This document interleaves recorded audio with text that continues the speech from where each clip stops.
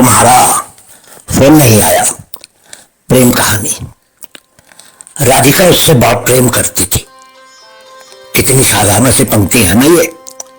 न जाने कितनी बार आपने ये पंक्ति अन्य कहानियों में पढ़ी या सुनी होगी। कहने को तो ये भी एक प्रेम कहानी जैसी ही है, लेकिन राजा शर्मा जी ने इस कहानी को कुछ इस ढंग से लिखा है कि आप जरूर प्रभावित हो जाएंगे। तो सुनिए कहानी।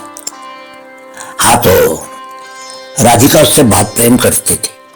दोनों हर रोज ही मिला करते थे, कभी कॉलेज में, कभी बाजार में, कभी पार्क में, तो कभी फिल्म देखने या रेस्टोरेंट में खाना खाने के लिए। इस तरह प्यार करते हुए 2 बरस हो गए थे और दोनों ने जल्दी शादी करने का भी फैसला कर लिया था।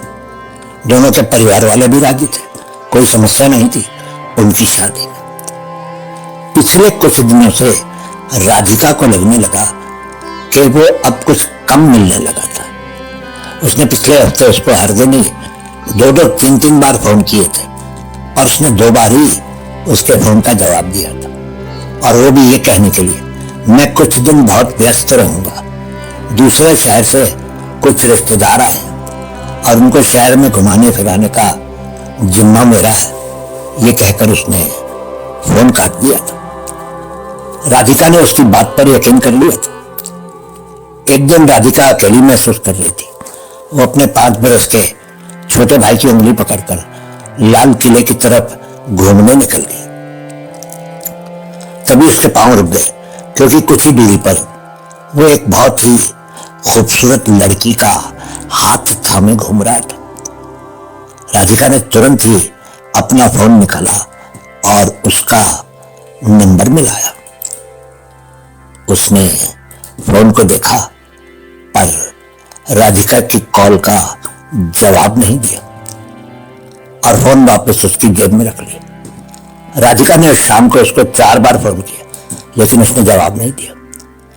अगले दिन वो राधिका से मिलने आया तो राधिका ने तुरंत ही कहा, तुमने मेरे फोन का जवाब क्यों नहीं दिया? वो तुरंत बोला, वो रिश्तेदारों को घुमाने फिराने में व्यस्त था। राधिका ने कुछ भी नहीं कहा। उसने उसको ये नहीं बताया कि उसने उसको एक खूबसूरत लड़की का हाथ थामे देख लिया। खैर, कुछ दिन में ठीक हो गया। एक दिन बातों बातों में उसने कहा, हमारे रिश्तेदारों के साथ उनके शहर के, उनके पड़ोस में रहने वाली एक लड़की भी आई थी और मैंने उसको भी बहुत घुमाया। वो कुछ नहीं बोली, क्योंकि अब उसको समझ आ गया था कि जैसा वो सोच रही थी वैसा कुछ भी नहीं था। दोनों की प्रेम की गाड़ी आगे बढ़ने लगी। फिर एक दिन सगाई हो गई और शादी की तारीख भी तय हो गई। एक दिन जब राधिका शादी की शॉपिंग करने बाजार में थी, उसने उसको फिर देखा उसी लड़की के साथ। राधिका हैरान हुई, क्योंकि वो तो बोला था कि वो लड़की उसके रिश्तेदारों के साथ दूसरे शहर से आई थी और वापस चली गई थी। उस दिन राधिका ने उन दोनों का पीछा किया तो मालूम चला कि वो लड़की कॉलेज में पढ़ती थी और हॉस्टल में रहती थी। राधिका ने यह तो मान लिया था कि वो लड़की थी बहुत ही खूबसूरत। राधिका ने बाजार खरीदने के बाद तुरंत ही उसको 2 बार फोन करना चाहा, लेकिन उसके हाथ रुक गए। कुछ ही देर में वो घर वापस आई तो उसने देखा कि वो तो उसके घर के बाहर खड़ा उसका ही इंतजार कर रहा था। कहाँ थे तुम कुछ देर पहले? क्यों, तुम कहाँ थी? मैं तो यही तुम्हारा इंतजार कर रहा हूं। मैं तो बाजार में थी, लेकिन तुम यहां मेरे घर के बाहर नहीं थे।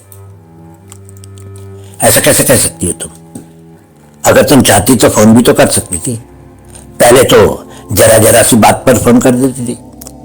राधिका ने मुस्कुराकर कहा, शायद तुम्हारे रिश्तेदार फिर से तुम्हारे घर आ गए और तुम उनको घुमाने फिराने में एक बार फिर से व्यस्त हो गए। वो बोला, लेकिन तुम फोन तो कर ही सकती थी। राधिका ने टैक्सी में से सामान निकाला और तुरंत ही सब कुछ घर के अंदर रखकर तुरंत ही दरवाजे पर आ गई।